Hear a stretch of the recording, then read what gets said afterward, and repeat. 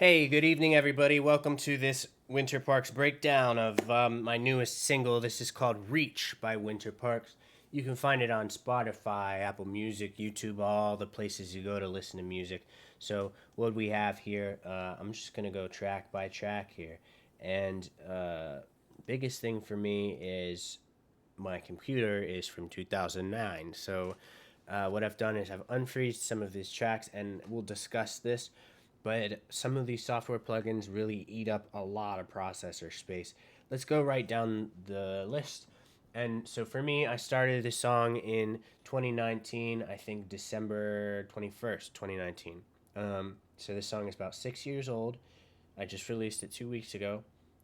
But at the time when I was writing this song, I was just writing it on acoustic guitar. Let's check out acoustic guitar.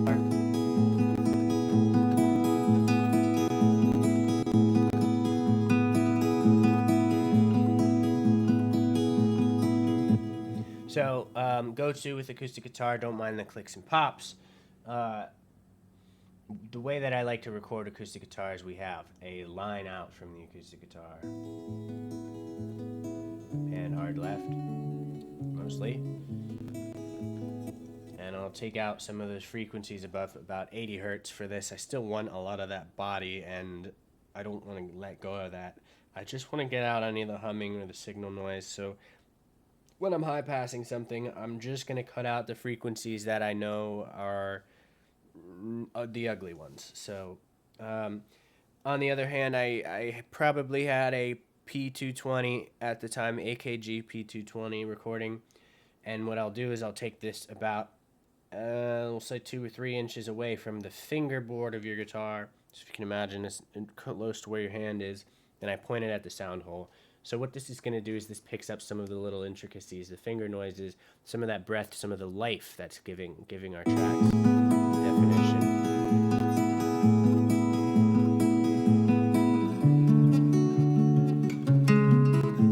This was one take. I left in all of the imperfections because I think that I need to at this point. I'll give my spiel about AI in a little bit. So together we have panned left and right. We have the input, and then we have the line in of the guitar, and then we have the P220, PG220. And I combine those together. Cool. That's one guitar.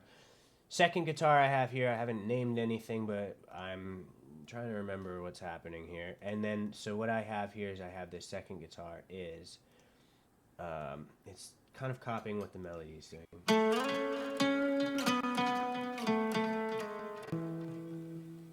So we have a little bit of that. Just a slight little noodling around. And what happens is we put these guitars together. And it makes for a nice, beautiful texture, I think. So those are our acoustic guitars. That's sort of the backbone of this tune. Next thing we have here is the sub bass, and I am using, I was going to say, I talk about this, Diva for everything. And the deal with Diva is it is just a monster when it comes to CPU usage and performance. So what we want to do, very first thing, you probably saw me do it automatically, but we turn on multi-core, we set the accuracy to draft, and that's going to help us a little bit. In terms of CPU usage. So I just did a live set using Ableton on a HP Envy laptop. And I had a friend that told me, as I was telling him about this set, I said, yeah, I'm going to do live looping. I'm going to put a bunch of instruments all in there. And he says, don't use MIDI, don't use MIDI. So shout out Hayden Reese. You helped me out so much because I would never, now I know I would never try to take and use these MIDI tracks unless, of course, I was freezing it. But even that is not the greatest thing. So we have a sub bass here, and there's no effects on it. I took off our onboard chorus and plate reverb effects. There's no sort of processing here. I didn't even bother EQing it because I think I just wanted that really dry, big sort of sub bass sound. And it sounds like this.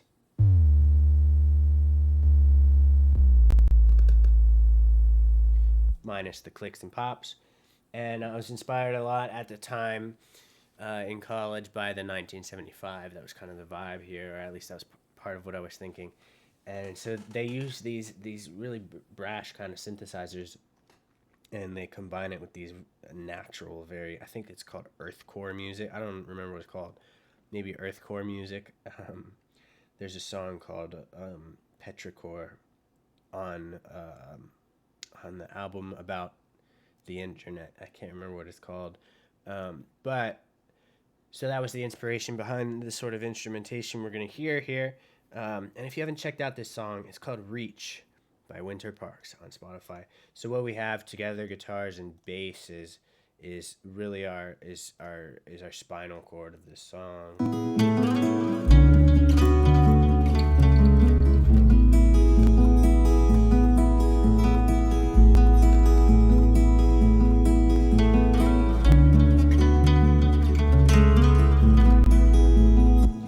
So those two guitars, we have the one that is the chords, and then there's one that's copying the melody there. Those are in my purple groups here. Up next, I'm going to go just do a quick run through of the other things we're hearing in the background. As the song progresses, the instrumentation is building up ever so subtly, so I just wanted more stuff, more ear candy to check out. And so over here, I'm by no means a trumpet player, but check these out.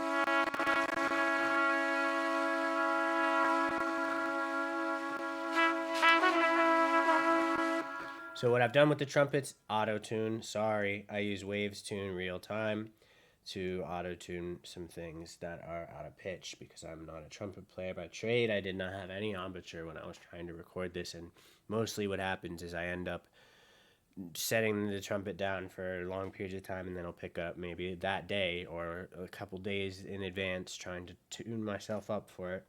Doesn't work. But so what I do is I take some auto-tune and I slap it on there just because, yeah, I'm not a trumpet player. So we have trumpets, and I have a trumpet that's pan left, I have a trumpet that's pan right, and then I have one that's high pass, maybe a little more conservatively. No,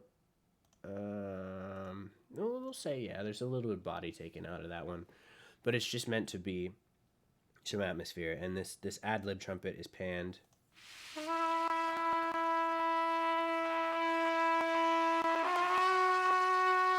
Sounds terrible, but I have that panned over to the right, so we have a lot. We're using all the stereo space here. Then what I have is on top of this is the other kind of layer that I'm hearing, this sort of this background of these washy vocals.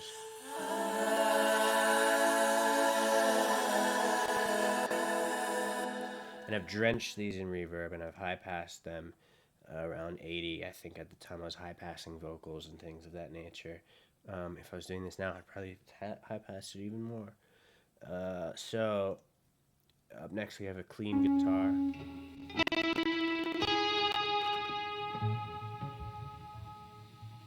Pretty messy. Like I said, I'm leaving all these imperfections in here because I think all these little mess ups and all these little sloppy finger noises and off notes are going to contribute to the humanness of this recording. So I leave all of that in there. We have some that are just playing out the...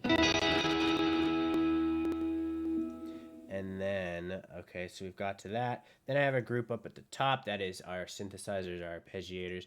This one is again, it's Diva. It's the Fum piano.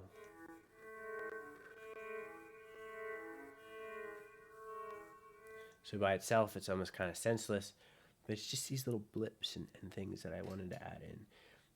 Then we have a Diva Sun strings. I have the high pass automated, and this is just the sun is coming up sort of thing. Good morning kind of vibes. I want this to be like the sun set or the sunrise. So we have VCF1, our frequencies being automated here. Really resonant, sounds like there's a good amount of resonance happening, and we get that sweeping happening, and that's for some reason we've associated that as human beings with the sunrise. I don't know. We have this one, which is a grain pluck, which is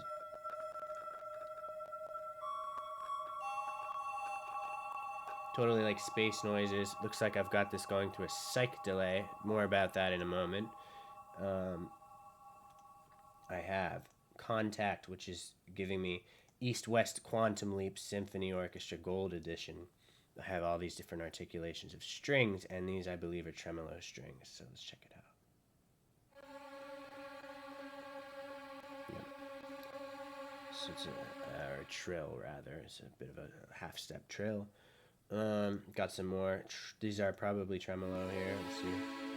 These are lyrical violins, or violas, maybe.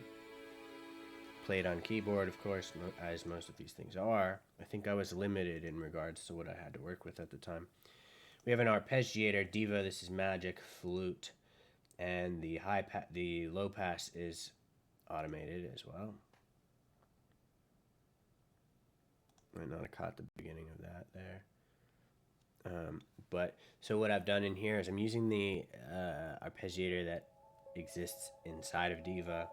So all I did with the MIDI keyboard is turn the arpeggiator on, hold the chord. Sounds like it's a first inversion major 7 chord, so we have that Tito right at the top, arpeggiating upwards. And that's the atmosphere, that's the blips and bloops, and then we have one last thing, which this is the tune fluff. I think you can find this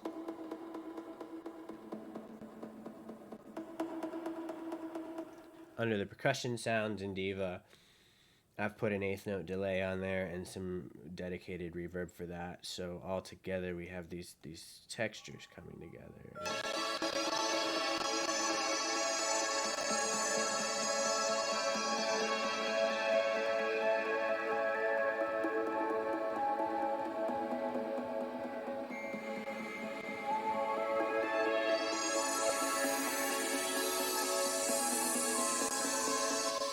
So really pretty, really lush, going for the Earth Chord 1975 kind of vibe there.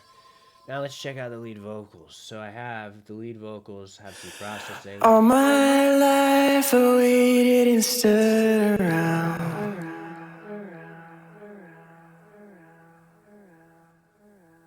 All these things I want, I gotta see.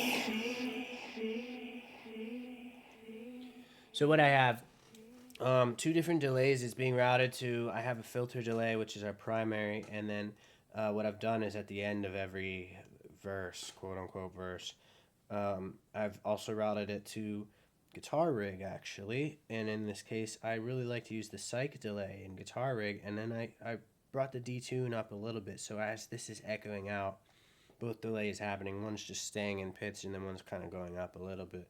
Let's check that one out. But I'm reaching for some space to breathe.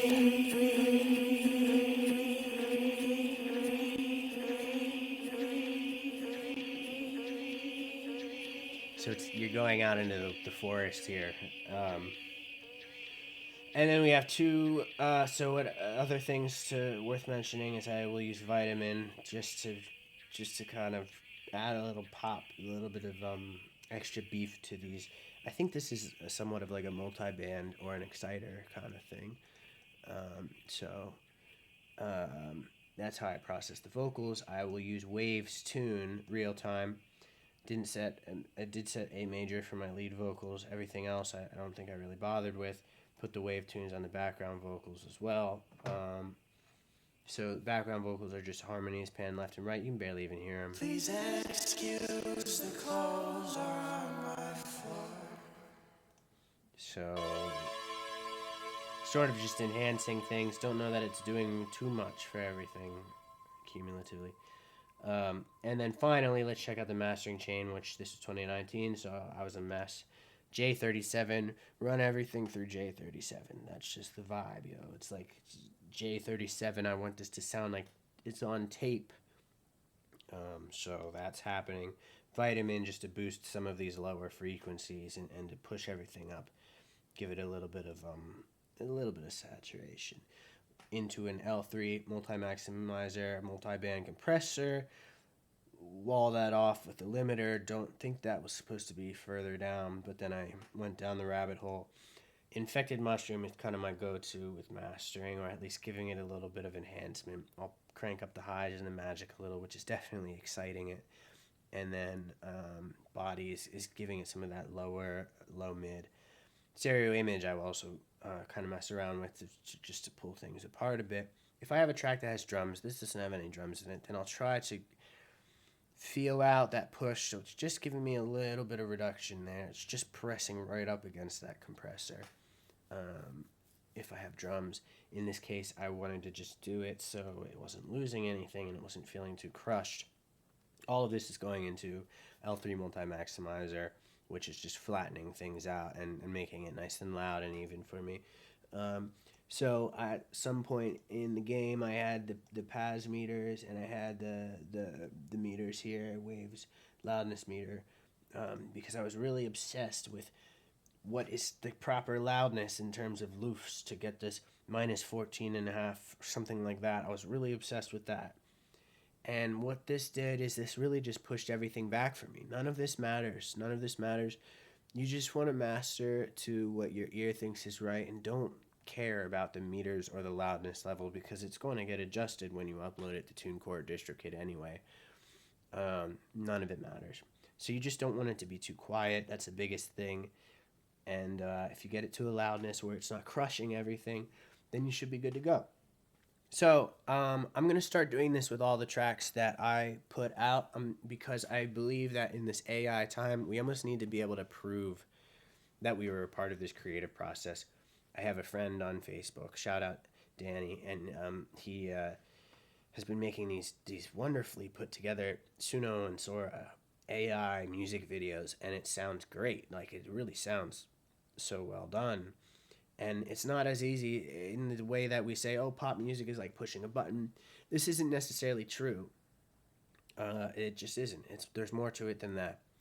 And I haven't messed around with Sora or Suno either personally, but I have spent some time in Comfy UI working with different models like WAN 2.1, AliExpress, and it's tricky.